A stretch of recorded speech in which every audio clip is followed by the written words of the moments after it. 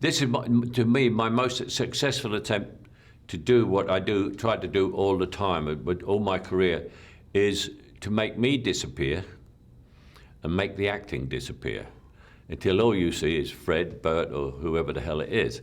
A sort of insult to me would be if someone was sitting in the cinema and said, "Isn't that Michael Caine a good actor?" What they should be saying is, "What's going to happen to Fred?" That's the difference, and that's another stage beyond, to which I felt that I'd got in this movie. I'm the proudest of this movie of any movie I've ever made. I hope they take an experience that they've never had before in the cinema.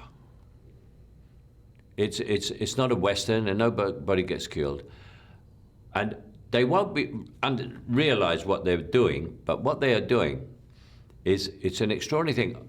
I thought to myself, there's something about this movie that I can't figure out what it is, and I don't know what it is.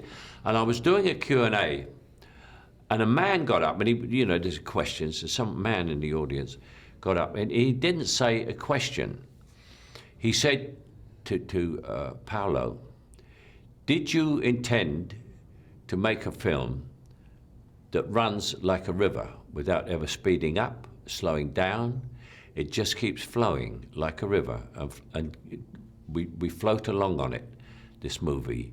If you think of movies that got, you have a tender love scene, and there's a gunfight, and you come back, and then there's a beautiful scene. This doesn't. It just starts, and you just keep going, and going, and going, and going, and you go with it, And this man in the audience explained this thing that I knew was there, and I couldn't figure it out for myself. And it's there. It's like a river. Yeah, oh, that's the thing, and I thought it was going to be difficult, and it's so easy because once you start, I worked on it like hell. I always come extremely prepared. I'm a Stanislavski actor. I've said the scene at least 1,000, the dialogue at least 1,000 times, at least. And so I know exactly what I'm doing, and then you do it, and then you wait and see whether the director thinks that's any good. Well, he obviously did with me, because he gave me very few directions, but when he does give you a direction, it's absolutely to the point, and it's done very quietly.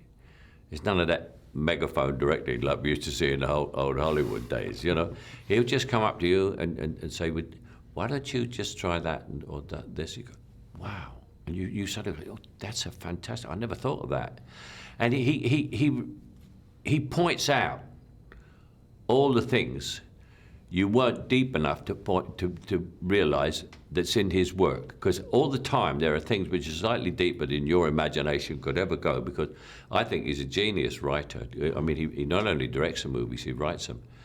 And every now and then he has to point out this extra thing that he meant. And you go, "Oh, I didn't realize that was it." "Oh, yes, that's it."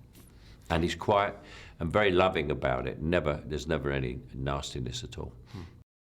I think we've all been there, and you're all afraid that it's going to go. And this movie tells you there's nothing to be afraid of. Because if you, in that same scene where I'm with my doctor, I've been and had all the examinations, and I've gone to find out if there's anything wrong, my prostate got prostate cancer or something. And he says, "No, there's nothing wrong with you." And he says to me, "You know what we call that?" I said, "No." He says, "Youth. There's nothing wrong with you. And the film says you can get old, and there's nothing wrong with you. But you know so much more."